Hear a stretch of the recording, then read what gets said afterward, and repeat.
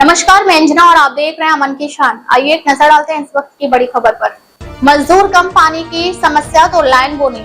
DSR तकनीक कारगर। तकनीक के इस्तेमाल से पारंपरिक खेती की तुलना में 40% खर्च कम, उत्पादन भी बेहतर। धान की खेती में बोनी भी महत्वपूर्ण अंग है। यदि बोनी सही समय, तरीके और तकनीक से की गई तो यह फायदा देगी, नहीं तो किसान का बड़ा नुकसान कर सकती है।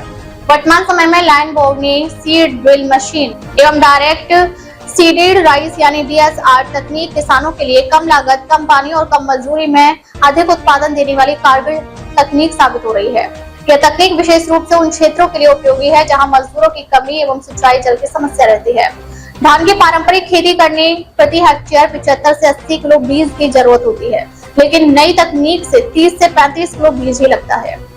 नई तकनीक से मिट्टी सुरक्षित रहती है। कतार में बोनी होने की वजह से पौधों को धूप खाद बेहतर ढंग से मिलती है। इससे पौधे मजबूत होते हैं। पारंपरिक खेती करने पर सीधे बीज के छिड़काव और रोपा में लागत ज्यादा लगती है, लेकिन नई तकनीक से बीज कम लगने से लागत भी कम लगती है। इससे पारंपरिक खेती की तुलना में 40% तक बचत होती है।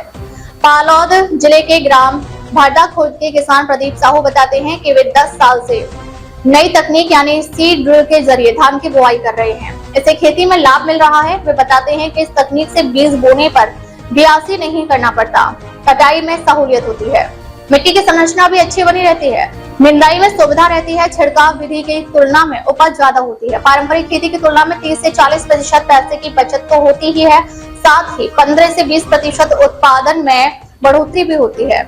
अब तक के लिए बस इतना ही। फिर मिलते हैं एक ऐसी ही बड़ी खबर के साथ। तब तक के लिए नमस्कार और देखते रहिए अमन की शान।